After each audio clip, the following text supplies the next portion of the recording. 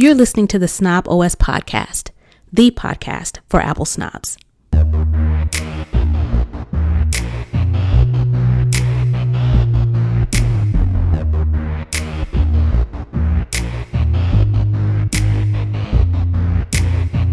Hey, this is Nica Montford, aka Tech Savvy Diva. And yo, this is Terrance Gaines, aka Brother Tech. And welcome to the Snob OS show, the show for Apple snobs, where we talk all things Apple and then some. Thank you all again for your continued support. We took a little bit of a break last week, but we are back this week to talk tech news. On this week's show, we're going to talk about the new perk for first-time Apple Card users, an incentive, if you will, to sign up for the Apple Card. We're also going to talk about a new wallet app feature that is going to be fixed for those of you who use the wallet to track your orders. We're also going to talk about a new way that Apple is using AI, which I think we will all find pretty interesting. And we're also going to talk about, I think Terrance, you'll probably have a keen interest in this. Just this week, new XR smart glasses from Google were announced, and they have a unique partner, and a lot is going on with that. For the culture, it's been election day across the country on yesterday, which was Tuesday, and we're going to talk a little bit about that, and we're going to wrap it up with the hookup where we talk our tech tip of the week, and this has to do with Face ID. Again, we definitely want to thank you for listening, and you can continue to listen or watch, rate and review our show on Apple Podcasts, Spotify, and YouTube. Also, you can head on over to our Patreon, patreon.com/snobwestcast to find out how you can watch the show live and get some exclusive content. With that, we're going to go ahead and jump into this week's show. We're going to kick it off with the lowdown where we talk all things Apple. First up, there is a new incentive around Apple Card. You remember back in the day when you signed up for a new credit card, they were all over college campuses. This is a little bit different where you used to kind of get free t-shirts. So you get some little signing, some little treat to sign up for a new credit card. Now, Apple is promoting quote unquote free AirPods Pro 3 for new Apple Card customers. But there is a deal that comes with this catch that makes the word free make it do a little bit of heavy lifting. So Apple Card is offering up a $250 bonus daily cash, which essentially matches the price of the AirPods Pro 3, which makes them free with this bonus. The offer is only available for new Apple Card holders, not existing people or people with pending applications. So if you put that order in, if you submit the information before now and it's kind of in flux, you're out of this as well. So you have to open the card and buy AirPods Pro 3 directly from Apple between May 18th to June 15th. So that gives you about a month. The cash reward back, the daily cash that they're talking about, it's not immediate. So you can't just sign up for it. They drop the $250 and you buy the AirPods. That's not quite how it's worked, but it's spread out $25 over the month, over the course of the month. It gives you about a year from July 2026 to April 2027. To earn this $25 monthly installment, which is supposed to be used toward these AirPods Pro 3, you have to make at least 10 purchases on the Apple Card that month.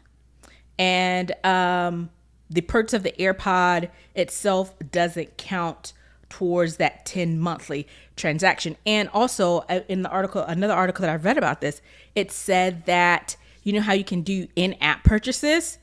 If you are on a game or something, or if you're in an app and you buy something and you buy multiple things, it only counts as one transaction. It doesn't count each time you buy an in-app purchase.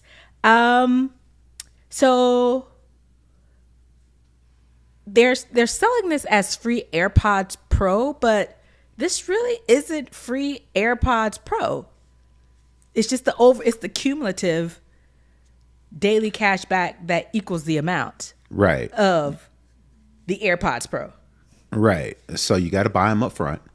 And then Apple is basically reimbursing you via the $25 per month cash back, provided that you make at least 10 purchases every month until they have given you the amount of $250 back, which for people who hunt out rewards like this, pretty straightforward. You know, I got to spend $250 and Apple gives me $250 back between now and a year from now, provided I make 10 transactions. Transactions can be as little as 1 cent, but like Nica mentioned, you just can't go crazy in that purchases and that count as your purchases. You got to make 10 transactions. So if you go every month to your grocery store and buy a stick of gum, you know, and then buy a bunch of vending machine stuff, you know, on top of paying bills, on top of the normal transactions, Americans specifically, we can run up 10 transactions in a month pretty quickly.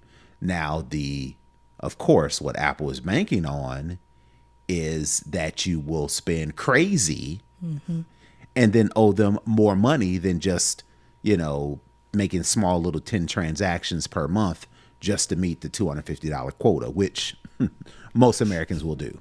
We will run up the credit card, you know, and the $25 won't amount to nothing because you spent all the type of money on all kinds of stuff, right? But there are people who hunt out deals like this, you know, similar to back in the day, coupon clipping, you know, if you do it And right. even still now, it's the whole, like, the couponing is like a whole thing now. They even had like a show on like TLC or something about people doing it. Right. You know, if you do it right and you're diligent, you know, and you're consistent and you have discipline, none of the things Americans have, you'll be all right. But Apple is banking on people to go spend all the money, forget to make 10 purchases, or, which I don't think people will forget to make. What I think Apple is banking on is people are going to go crazy, you know, overspend their means and not only owe a bunch of money, but then Apple or the bank, whatever bank is, you know, banking on this, is going to collect the interest as well. So yeah, you buy your little, and on top of that, you got to buy the AirPods up front. So not only did you have to spend the money up front, now you bought another Apple product that probably you didn't necessarily need, because if you're applying for an Apple credit card, you probably already got AirPods and all the other stuff, right? So Apple's banking on people to not be consistent, and Apple's banking on people to not have any sort of discipline. And that's right up the alley for most people who are trying to get something free. Yeah. And it just really, because at first I was like, oh, this is kind of cool. And then when I read the article about it, I was like, wait a minute, this isn't what it appears to be. And I'm wondering if, one, as you mentioned, Americans aren't going to read the fine print. They're just going to assume, oh, if I apply for this card, because typically, like I said, you know, at the top, this back in the day, you could apply for something to get something free. And I don't think they're going to really pay attention to the details, and then they're going to be stuck. I think they will. Oh, you think so? I think they will. I think they will go into this knowing the rules and don't have the discipline to stick to the rules every single month. Or they'll spend too much money anyway because it's just another credit card. And it won't matter. And it won't matter, which is what Apple's banking on. After 12 months or however, after they've given you the amount of $250 after the year or however long it takes for them $25 to add up to $250, you've been already spent $10,000. So what's $250 if you're spending $10,000 in that amount? They're like, it's chump change. Give us all these new people. We got their data. And we have them in our pipeline. We got that interest. We got them this because you have the Apple card. When you purchase things, you know, you could get all of the extra. They ramp up the cash back for the other daily transactions, and people really get stuck in it. It's almost, to be, even though they're outlining the rules, it still feels like a little bait and what is it? Bait and switch. Bait and switch? Yes. Yeah. it still gives a little bait and switchy to me. All right. Next up, the Wallet app. Apple's latest wallet update turns a long promised convenience into a genuinely intelligent feature, quietly making order tracking feel less like a workaround and more like a service. So with iOS 26, the Apple Wallet feature, the order tracking in it is useful for Apple Intelligence to scan your email for orders. A lot of times when you open your email, it'll say track in Wallet app, or if and you can easily be able to, typically you can go into the Wallet app and see where a particular item is. But instead of depending on Apple Intelligence looking through your email for the order, and instead of depending on merchants to support Apple's order system, that's excuse me, essentially what the update is. So in order to turn this on, you have to go to settings, Wallet and Apple Pay, order tracking, and enable the quote unquote mail beta toggle. You also need Apple Intelligence, obviously, enabled on your device for this to work. And your email must be set up through Apple Mail.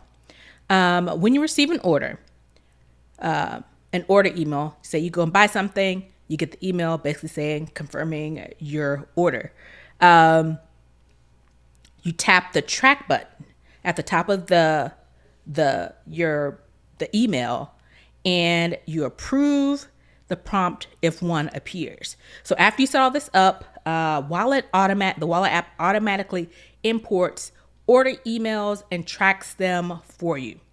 Again, for me, in my use of this, like I bought something and it was like processed through the Shop app, and it kept showing up in my wallet, but when I clicked on it, it would take me to the Shop app, and I was like, this is not what I'm looking for. But right with this new beta feature, it gives you I guess easier accessibility to track your orders from email in the Wallet app. So instead of having to go through the email and find multiple orders, it's all coalesced in the Mail app. Well, so the problem with it before this update was that Apple was relying on merchants to allow users to track their orders through the Wallet app. That is something a merchant had to do in order for you to then track your orders through the Wallet app. This update adds the ability for me and us to add the email address that we typically use when we order stuff to the Wallet app. So then Apple doesn't have to go to the merchant or trust or beg or ask the merchant to sign up to allow people to track through the Wallet app. I can tell Apple directly, hey, track my orders through my email. So now that gives Apple permission to go into my email that I've set up via the Mail app, the native Mail app, find all my tracking, and then Apple's intelligence says, oh, looks like you ordered something because there's a tracking number. Let me add that to the Apple Wallet app. Then I can then go into the Wallet app and see all of my orders. When, like I said before, Apple was depending on the merchant to say, okay, y'all can sign, you can track your orders through the Wallet app. They have to do that on their end. With this, merchants don't have to do it. As long as I give Apple permission to look through my email, Apple Intelligence looks through, finds all the orders, puts them in the Wallet app, which again makes it easy because I can track it in one place. I don't need a separate app like Nica mentioned. The Shop Pay app is through Shopify, which makes sense because most websites where you buy stuff are Shopify apps, right? But that takes a separate app and a whole bunch of other stuff, because in the Shop Pay app, you have a bunch of ads, you have a bunch of junk, right? Yeah. With this, I turn that on. I give Apple permission to look through my email, any email addresses I have set into the native Mail app. Apple Intelligence will look through there, put them all in the wallet app. I can delete any other third party tracking apps. I don't have to go to UPS. I don't have to go to USPS. I don't have to go to ShopPay. And then I can control the notifications via the wallet app. And what this does is we talk a lot about Apple Intelligence and how we're disappointed and some of the features that we expected to get from them. This may appear to be a small thing, but like I've said before, I want my AI to make life easier for me. And this is one of these instances where it seems like a small thing or a small win, but this for me is what I hope, Apple Intelligence does, these types of things. If you're going to look at my email, be productive. Look for all my orders, pop them in the wallet app, because typically you'll have the little link that says, add to wallet. So it's one of those things where I'm happy that this feature has been implemented. It doesn't get a lot of fanfare, but to me, Apple Intelligence, this is Apple Intelligence for me, using AI for things that make my life easier and less cumbersome, and not having to go to this website, having to go and find the email where I ordered it to see even where, the tracking number is. This puts it all in one convenient place, one time setup. Basically, when you turn it on, that's you can trust that Apple Intelligence is going to do its thing and put the orders in one centralized location, and you can go and look at all of your stuff in one spot. So for me, this is what I need from my AI. This is what I need from Apple Intelligence, the type of thing. All right. Speaking of AI and things that's making AI easy, ways that AI is making life easier. So Apple is putting artificial intelligence, not Apple Intelligence, artificial intelligence to work where it can matter most, turning accessibility into a showcase for precision, dignity, and real world utility. To me, this is what the data centers, we talk about how much we dislike them and they're taking up space. This is the type of thing that I don't mind, having the data centers for. And this is what I can get behind. And what is this? Apple has announced a wave of AI-powered accessibility upgrades across VoiceOver, magnifier, voice control, accessibility reader, and captioning features. And all of these things are included in an eye-controlled, as well as an eye-controlled wheelchair functionality. So again, it's artificial intelligence bringing to life features that people who could really use it, who could really improve their lives, could really help them. And again, in addition to the wheelchair functionality, some of the other accessibility features as well. So it says for VoiceOver, it uses Apple Intelligence to generate richer descriptions of images, including photos, scanned documents, and other visual content. This is for people with sight limitations. Live recognition and VoiceOver can be used on the iPhone action button, letting users ask what the camera viewfinder and follow up with additional questions. Magnifier gets some action button support. But the thing I really wanted to talk about is the way that these different type of accessibility features, we'll put the link in the show notes because it's quite a few things that are being upgraded, is the whole being able to be able to make it easier for people and allow technology to be used by everybody, not just, typically able-bodied people, but taking into consideration people who may have some limitations in whatever space that may be. And again, these are the type of things that I can get behind when it comes to how we use AI. Yeah, this is just more business as usual for Apple. They've always made an effort to give accessibility to all type of different users, where you have vision issues, where they have hearing issues, where you have touch issues. Apple has always made sure that people of all ages, abilities can utilize their technology. And as technology gets better, Apple makes sure that people with accessibilities have better access to their apps and services and hardware. So this is just more the same. Kudos to Apple for continuing carrying that baton and advancing, because a lot of companies will just do the minimum, and clearly this is more than the minimum. So, shout out to Apple. Yeah, seriously. And again, we hear so much negativity about AI because, trust me, there's definitely plenty of negativity about AI.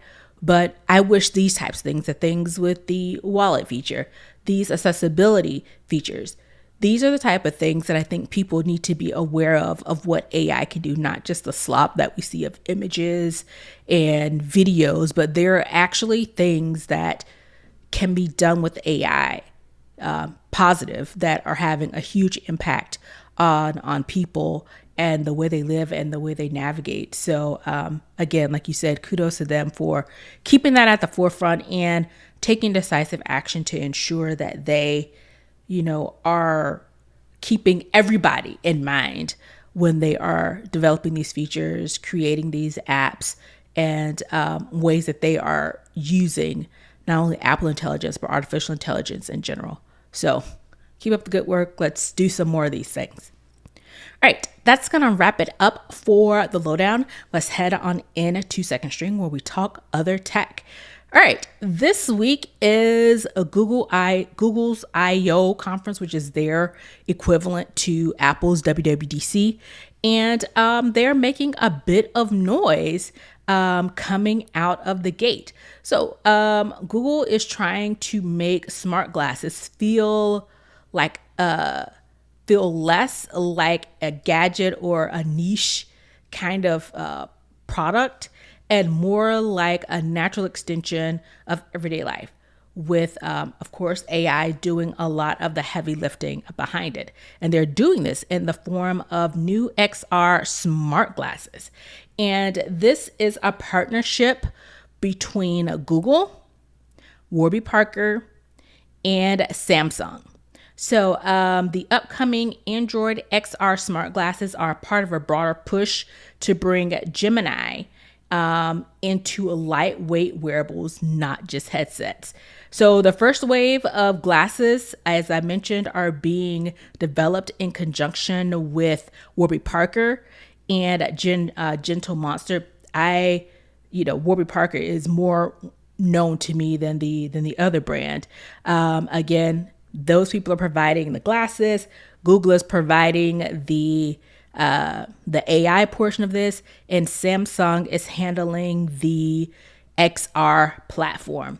So some of the versions, again, these are new. Some of the versions will be audio only, so it looks like they'll have tiers. So audio only. Then they'll have some models that are a little more advanced, breed expensive, that do in-lens display. And the glasses are intended to work alongside your phone and basically giving you hands-free access to apps, directions, messages, photos, and other everyday tasks. I know we've talked about, what the expectation was for Vision Pro when we first heard about that. We've heard about the Apple glasses. Obviously, we've heard about Meta's partnership with Ray-Ban and the Meta glasses. It seems to me from what I'm seeing that these are more in line with what I expected from the AR, VR glasses, especially with the in lens where you can kind of see what's going on. Is that what you're getting from this? Well, yes and no. The difference between what I can tell between these and the current Meta glasses with Meta and Ray-Ban is these don't have a camera. I could tell they're just really the microphone and the sound to where you can talk back and forth with the Gemini and listen to music and do things of that nature. There is a version that will have a display, but those aren't necessarily, from what I could tell, the walk around glasses that we currently see with the Meta and with the little camera in the side. The ones that are the more AR type, they still look kind of clunky according to the article that I'm seeing. So maybe there's still some more time that there's a lot more time left that we're going to have to go through before we see just regular prescription glasses with the ability to see a display, turn by turn, read messages, see notifications, things of that nature. But I do appreciate the fact that, from what I could tell, to correct me if I'm wrong, these don't have a camera. So you're less of a creep. And that and was not the necessarily and not necessarily you're trying to be a creep, but the fact that the cameras you can unintentionally have be a creep. right, that's going to make people feel who are you're talking to feel awkward. Because when I'm talking to somebody, and it hasn't been a whole bunch of times, but there have been a couple people that I've interacted with that have the glasses on, and in the back of my mind it's like, am I being recorded? What are you I'm gonna not do saying, with this? yeah, I'm not saying anything weird or out of pocket or creepy or insensitive or whatever the case may be, but I'm walking up to somebody and in the back of my mind, I'm already thinking, okay, I got to be careful what I say. I got to be careful what I do. Therefore, my interactions are going to be different versus these glasses have the ability for you to interact with the AI assistant, have the ability for you to listen to music, and that's about it. Now later, when they add the AR version, the lenses, with that projects things, then that'll be definitely something I am on board with. But they have to look like regular glasses. I'm not walking around with no big weird blue blockers, right? on. Yeah. So that part I definitely agree with. Actually, both of them. The privacy issue of them not starting with the camera. I think eventually they'll probably get to a camera, but they're not starting with the camera. And the other thing that I think is the most interesting to me is they're working with Warby Parker, and Warby Parker makes glasses and makes prescriptions for people. So you could go put your prescription in. I've used Zenni, but Warby Parker is pretty well known. And that's why it gives me a little bit more hope that the glasses will look like, we're both wearing glasses today, will look more like glasses that you wear to see, prescriptions in them so that you can see. So to me, them starting with a partner who makes glasses, to me, that makes not just that makes glasses that for people who are visually impaired and not just for style, because Ray-Bans are a style. Warby Parker makes lenses and eyeglasses for people who need to be able to see. So to me, that already kind of gives them a bit of a leap forward on the Ray-Ban glasses. And then the fact that they don't have a camera, so it does kind of take the creep factor out. So right, I was going to say they do have a version, like a demo version, the Project Aura glasses, which are the more of the VR experience, but they're not as bulky as the Vision Pros. But they have the camera on the left and the right, and they have a camera in the middle, and they're big and bulky, and they're shaded because they have to project. They haven't gotten it to where I can look straight through and also have a display. And you got to have the cable with the battery pack, similar to the Vision Pro. Right. That is more of a nicer version than the Vision Pro, because when you put the Vision Pros on, or you put any of the Meta Quest things, you are shut off. Blocked. Right. With these Project Aura that they are demonstrating, you're not as blocked off, but they are big, they are bulky, you are connected to a battery pack.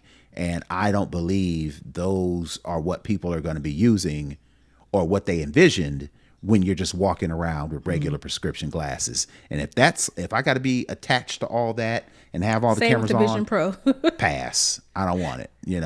If they can't figure out battery life, and if they can't figure out how to give me that augmented reality without the battery, without the glasses, I'll pass and I'll just wait. So I will ask you this. So again, the Google I/O conference, again, like I mentioned before, is the WWDC version that Apple has. And, typically Google I/O is a couple weeks before WWDC because of the bulkiness. They still don't have a really good refined version. They look much better. They're definitely much better.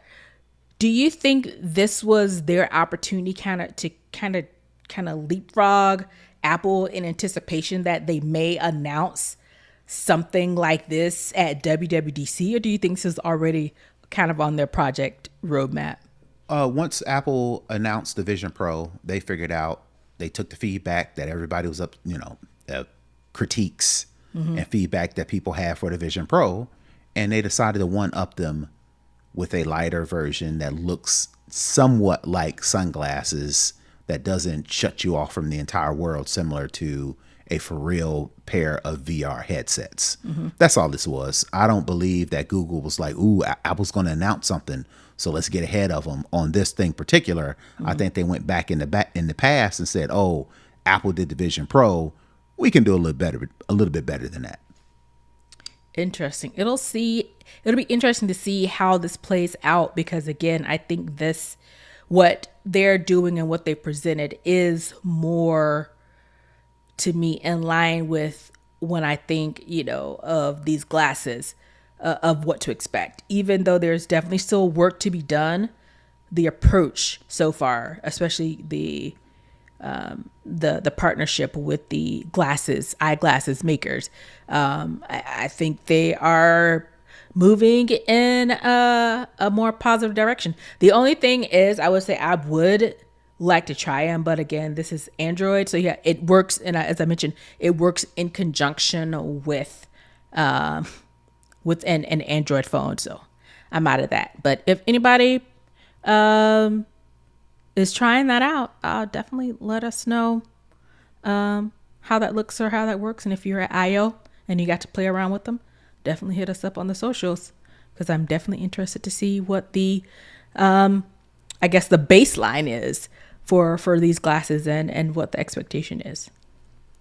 All right, that is going to wrap up Second String. Let's head into For the Culture, where we talk about what's going on in the world around us. So yesterday was Tuesday, May 19th. It was election day across the country. There were several states, I think it was about 5 or 6 different states, who went to the polls. And I have to say, particularly here in Georgia, I normally do my research on who I'm going to vote for, and I know before I go in there who I'm going to be voting for. But I have to say, I got a sample ballot on my phone, and I went through and kind of marked up my sample ballot because it was a long ballot this year. And when I got to my polling precinct, side note, my normal polling station is less than a half a mile from my house. I live, in a smaller neighborhood, a smaller community. So it's typically at the community school, like that's down the street. And, it was a nice day. I was like, you know what, I'll just take a walk, because, I used to walk my dog kind of in that direction as well, and vote. Well, they changed the location and I hadn't realized it. Fortunately, it's at another school that was maybe another half a mile to a mile away. So it wasn't a bad walk. Got some sun, got my exercise in. Instead of doing my walking path, I got the actual walking outside. Okay, off tangent. So when I got into my polling station, something I saw that I don't normally see, they had printed ballots for you when you came in if you needed to kind of, mark them up or take a look. There are so many people who either came in with a sample ballot, or I saw people with kind of like paper, and I saw some people like pick up one of the sample ballots because it was just so much covered. Not only the election races, but the advisory questions. I think it was like 6 or 7 of those as well. I don't know for you, and everybody's voting experience is different. Did you notice anything like that at your polling station, or people, this election seemed to be a little bit more intense than a normal kind of like, this is like where you, vote along your party lines to, select the representative from each of the parties to go into the general that is later this year to vote for, the final person. So I don't know, was the election day vibes a little bit different from you in your previous experience, or was it just like, it's normal? It was normal, just a little bit more people. We early voted last week, and the last day of early voting. So maybe that's probably why the crowds are a little bit bigger. But also, I attribute it to a lot is riding on these elections. Let your perspective side tell its story, right? I think much more attention on these votes, on these primaries, on these general elections that are happening later this year.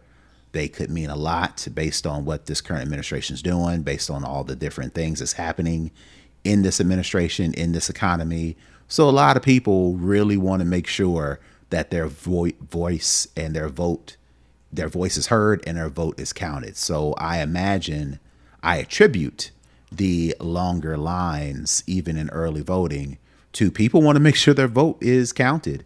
And people want to make sure they get it right. So they are using these sample ballots. I used a sample ballot. I printed it out, did my little research, went on all the different websites, went and made sure that people that I was electing just for the primary, had my best interests just for the primaries, right? So I can imagine later on this year when we're voting to elect the people in office, I'm pretty sure people are going to take a little bit more attention as far as voters. Polling places are going to make sure they're on their P's and Q's because nobody wants any drama on election day. Everybody wants to make sure their voice is heard. And there's a lot riding on these particular midterm elections. So I think nobody wants any static, but also I think people want to make sure that they come out in full force at the same time. So outside of that, I didn't notice anything strange or peculiar or people tense or anything like that. It was just a regular day. It was just more people and people were more focused. People are definitely more focused. And I have to say, I that's a good thing that people are actually engaging because I think people are seeing the direct impacts of what's going on with them. Still, unfortunately, a lot of people didn't participate in the voting process.